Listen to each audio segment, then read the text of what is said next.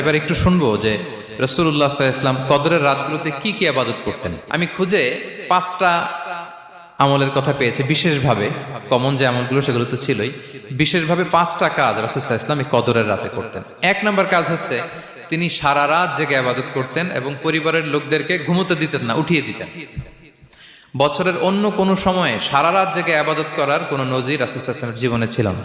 সব রাতে ঘুমাতেন। আম্মা জান আয়েশা রাদিয়াল্লাহু তাআলা আনহা বলেন, ইযা দাখালাল আশরু আহিয়াল লাইলা ওয়া আইকাযা আহলা ওয়া জাদ্দা ওয়া শাদ্দাল মিজার। রমাদানের শেষ দশক যখন আসতো রাসূল সাল্লাল্লাহু আলাইহি ওয়াসাল্লাম সারা রাত জেগে ইবাদত করতেন। পরিবারের সদস্যদেরকে জাগিয়ে তুলতেন, স্ত্রীদের ঘুমাতে দিতেন না, জাগিয়ে তুলতেন। ফাতেমা রাদিয়াল্লাহু তাআলা আনহার ঘর পাশেই ছিল, তাদেরকে যে জাগাতেন এবং নিজে সারা রাত ইবাদত করতেনই। জাদ্দা ওয়া শাদ্দাল মিজার, খুবই বলিষ্ঠ ভাবে, খুব মজবুত ভাবে কোমরে গামছা